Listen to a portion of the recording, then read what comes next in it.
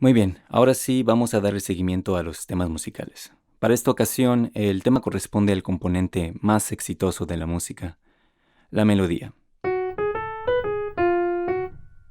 Vamos a ver lo que es, cómo funciona y cómo determinar si una melodía es sencilla o compleja. Primero comencemos por definir qué es una melodía. Y miren, cuando me puse a buscar la definición que se usa para esta palabra, terminé bastante sorprendido de lo mal que está definido este componente musical. Es increíble, la verdad. Pero afortunadamente la definición que aparece en el buscador de Google no está tan mal. No la voy a leer en voz alta porque sí está medio dramática la definición, pero sí mencionaré que incluye que una melodía debe ser coherente, tener sentido musical, ser independiente del acompañamiento y también que sea agradable de oír. Y en todo esto estoy en desacuerdo. Una melodía no debe ser coherente, ya que hay melodías lo suficientemente complejas como para no sonar coherentes. El sentido musical es algo que puede depender a la época y a la cultura. Por ejemplo, ¿qué creen que pensarían los grandes compositores del pasado con nuestros nuevos métodos de composición y estructura moderna? Que sea independiente del acompañamiento es correcto, pero algo ambiguo, ya que la melodía de cierta manera también es dependiente del acompañamiento. Y por último, definitivamente una melodía no debe de ser agradable al oído. Es similar al argumento que debe de ser coherente, pero, ¿saben? Hay personas que al escuchar música no escuchan coherencia ni sonidos agradables. Su cerebro no los reconoce. La condición se le conoce como amusia. Investíguenla. Así que debería de bastar con simplemente reconocer que algo tiene una estructura melódica para que sea reconocida como una melodía. No entiendo de verdad a estos diccionarios, según su propósito es facilitar la comprensión del lenguaje, así que nuevamente les haré el favor de simplificar su significado. Por lo que de ahora en adelante, anuncio que la definición global de la palabra melodía es simplemente una sucesión de notas musicales. Y ya. Es más, si incluso hasta buscan aparentar ser más intelectuales de lo que realmente son, les voy a dar la opción de también definirla como una colección de tonos, para que la próxima vez que escuchen a alguien tocar una melodía bien chingona puedan llegar con ellos y decirles, oye, no manches, güey, me encantó esa colección de tonos que tocaste, ¿eh? Chingón. Pero bueno, ahora pasemos a cómo funciona. La melodía está sujeta a dos cosas, al ritmo y a las escalas. El ritmo, pues, obviamente señala el tempo, pero también señala la posición y la longitud de cada tono. Y una escala determina cuál es la estructura tonal, es decir, qué tonos se te permite usar y qué otros no. Y bueno, las escalas básicamente son una secuencia de tonos, ya sea de forma ascendente o descendente. Ahora, yo les voy a comentar que existe mucha gente que toca un instrumento de forma competente, pero no conocen la secuencia de ninguna escala. Si acaso se saben la mayor. Así que imagínense cuando se las tratas de explicar a alguien que ni siquiera toca música. Pero miren, se los digo con toda sinceridad, que entender cómo funciona una escala es muy sencillo, y aprenderlas no exige demasiado esfuerzo. Lo primero que se debe de hacer es dejar de intentar recordar cuáles son todas las notas de una escala, y en vez entender que las escalas siguen patrones específicos. Por ejemplo, este es el patrón de la escala mayor, lo que probablemente sigue sin tener mucho sentido, pero descuiden, yo se los explico. Lo que cada uno de estos cuadrados redondeados representa son las 12 notas más la octava. Y sí, entiendo que es confuso llamarle octava a la treceava nota, pero funciona así porque hace mucho tiempo, cuando la nombraron de esta manera, solo se usaban escalas septatónicas, 7 tonos por escala, repitiendo nuevamente el patrón a partir de la octava. Pero bueno, como les decía, en vez de aprenderse cuáles son las notas, es mejor si empezamos por analizar cuál es el movimiento de esta escala. Por ejemplo, la escala comienza por saltarse una nota, lo que corresponde al intervalo de un tono. Cuando no se salta un tono, el intervalo es de un semitono, por lo que el patrón de esta escala puede interpretarse como uno que comienza con dos intervalos de tono, seguido por un semitono, luego tres intervalos de tono y finalizando con un semitono. Y sin importar cuál sea la nota con la que se inicie la escala, el patrón siempre será el mismo. Entonces, aprenderse este patrón automáticamente te da el resto de las 12 escalas mayores y también la secuencia de todas las demás escalas.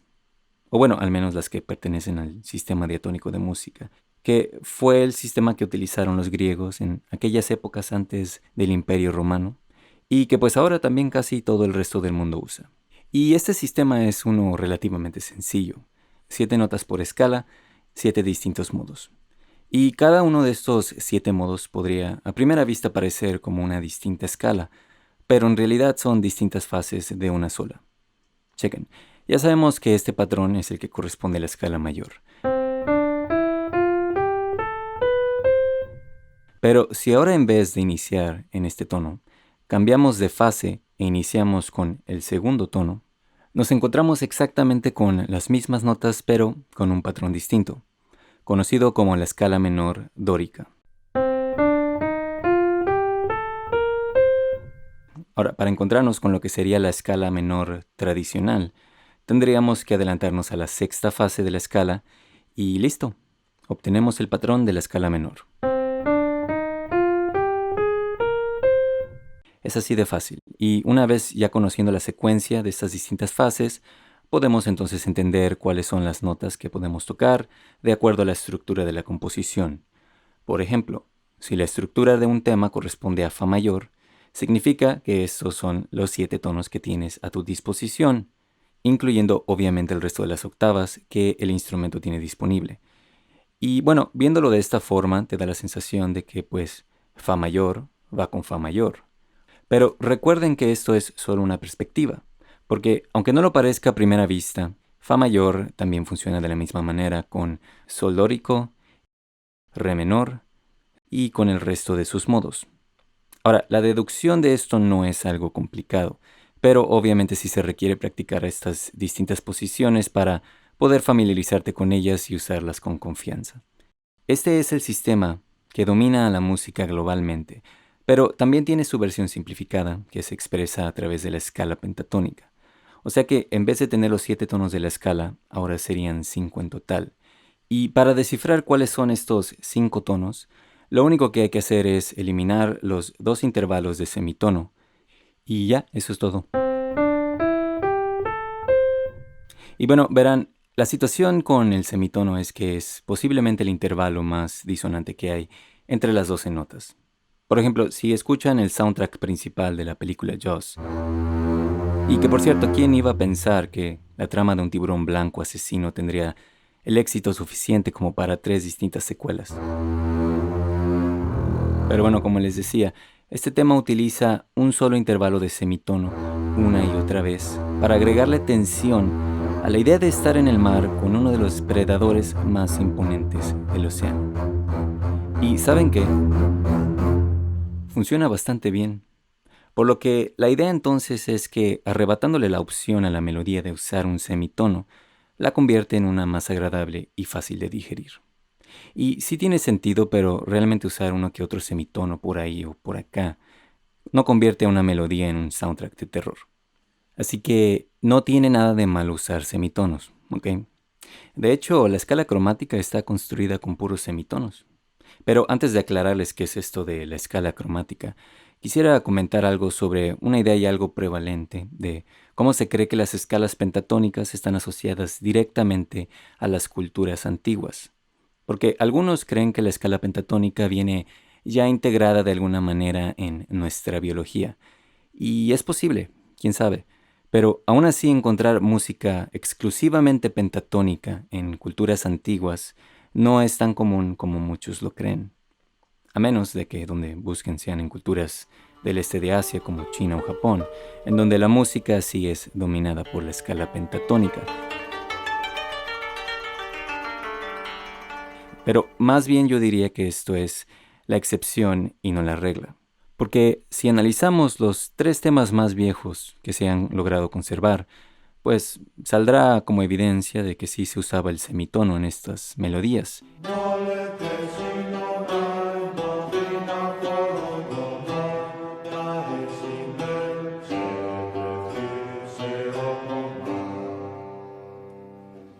Pero bueno, ahora sí continuemos con este asunto del semitono y la escala cromática. Lo primero que les diré es que esta es una escala de la categoría simétrica. Lo siguiente es lo que previamente les comenté. La escala cromática es únicamente una secuencia de semitonos consecutivos.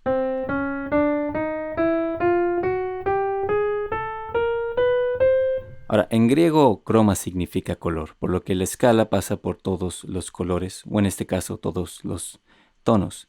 Pero ya que el sistema de música que manejamos usa solo 12 tonos, generalmente la escala cromática es considerada también como una escala de 12 tonos. Y precisamente por esta razón su secuencia es una simétrica en comparación a otras escalas. Ahora, cuando por primera vez me mostraron esta escala, recuerdo que lo que pensé es cuál es el punto de tener una escala como esta. Literalmente es una escala que usa todos los tonos, y para mí eso parecía contradecir todo lo que la música trataba de enseñarme. Fue mucho tiempo después que entendí que cuando se toca de manera cromática, no significa que ahora el músico decide ignorar su instinto musical o mucho menos olvidar todo lo que ha aprendido, porque para hacer uso de esta escala de una forma que no parezca completamente irracional, se necesita saber cuándo y cómo puede usarse. Y para darles una pequeña idea de qué es a lo que me refiero, les daré un breve ejemplo de esta frase que es bastante popular en el blues, el rock y el funk. Y utiliza lo que se considera una progresión cromática porque hace uso de 4 semitonos consecutivos. Y si analizamos la secuencia, los primeros 3 tonos parecen corresponder a lo que parece ser una escala mayor. Pero luego enseguida le agrega esta nota que no debería estar ahí, lo que le agrega mayor tensión a la frase, pero que se libera con el siguiente tono, que también corresponde a la escala mayor. Por lo que la escala cromática se usa como una herramienta para agregarle mayor tensión a una frase musical. Y mientras la tensión tenga una resolución consonante, el resultado puede ser uno bien aceptado por el oído. Y de eso es lo que se trata este juego, de agregar y liberar tensión. Entonces, imagínense ahora estos espacios entre los tonos de una escala como un puente que conecta un destino a otro. Pero recuerden cruzarlo de forma ágil, porque de lo contrario se escuchará más como un error de su parte que como algo que tenían planeado hacer. Pero bueno, ahora pasemos a otra escala simétrica, la de tonos enteros. Como el nombre lo dice, la secuencia de esta escala es una exclusivamente con tonos enteros, lo que la convierte en una escala de 6 tonos. Si la comparamos a la escala mayor, los primeros 3 tonos son los mismos, pero en la cuarta posición se hace un desfase, como si la escala mayor se adelantara un paso. Esto le agrega tensión al sonido, pero una tensión distinta a la cromática, porque en vez de producirla utilizando tonos que no pertenecen a la escala, el efecto que produce es más parecido a cambiar la estructura de la escala a medio camino, con el patrón reiniciando cada 3 pasos un tono adelante. Y es probable que por esta razón la escala no tiene ese aire tan pesado, pero si únicamente nos movemos usando el cuarto intervalo, queda evidente dónde es que se encuentra la tensión en la escala. Y si el semitono es el intervalo más disonante, este otro, conocido como la quinta disminuida, sería su competencia. Aunque técnicamente en esta escala no sería una quinta disminuida, sino más bien una cuarta aumentada, porque es la cuarta nota de la escala. Y sí, esto es parte del lenguaje confuso que a veces encontramos en la música. Similar a cuando alguien, en vez de decir re sostenido, dice mi bemol. Es lo mismo. Pero estas confusiones realmente no son solo para joder, y en realidad sí tienen un contexto que explica su uso. Pero bueno, la siguiente escala que sigue es la escala disminuida. Y su secuencia es una que repite un tono entero seguido de un semitono hasta completar el ciclo, como si fuera una versión híbrida de las últimas 2 escalas. También es de la categoría simétrica, pero con 8 tonos, por lo que algunos también la conocen como la escala octatónica. Y el sonido que produce esta secuencia tiene una mayor tensión a la de tonos enteros, porque para empezar, la quinta disminuida, que si recuerdan es también un intervalo muy disonante, tiene mucho mayor presencia. Y aparte de eso, todas las terceras de la escala son menores.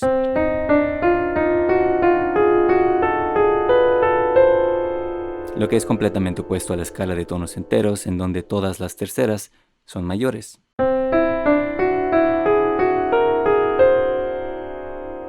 Y como ya lo expliqué con más detalle en uno de mis videos anteriores, la tercera menor produce más tensión que la mayor, por lo que comparar a estas dos escalas como adversarias no sería una exageración. Es más, si esta es la escala disminuida, esta debería de ser la aumentada, porque todas las quintas, en vez de ser disminuidas, están, pues, aumentadas. Pero bueno, ese nombre ya está ocupado por, pues, la escala aumentada. La secuencia que sigue esta escala es algo curiosa porque la segunda es el intervalo de una tercera menor, por lo que salta dos semitonos, y eso no es algo muy común en las escalas. Ah, y por cierto, en este caso no sería una tercera menor, sería una segunda aumentada. Ujú. Bueno, siguiéndole de ahí un semitono y luego repite el patrón.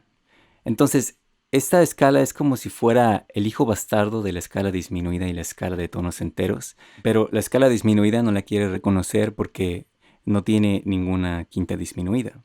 Todas son aumentadas como la escala de tonos enteros. Los dramas musicales que me invento en mi cabeza.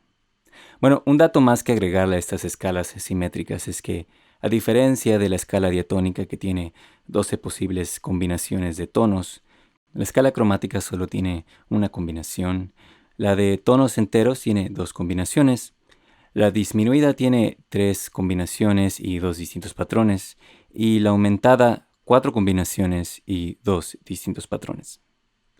También otra cosa curiosa es que las escalas simétricas tienen mayor tensión musical, y esto porque la música no es simétrica, y eso recuérdenlo bien. Ahora, también existen las escalas sintéticas y, bueno, una escala sintética es básicamente una escala que es modelada a partir de la estructura diatónica, pero modificada en partes específicas, como por ejemplo la mayor armónica que disminuye la sexta, la doble mayor armónica o la escala árabe, que aparte de disminuir la sexta, también disminuye la segunda, la menor armónica que aumenta la séptima, o la melódica menor que aparte también aumenta la sexta.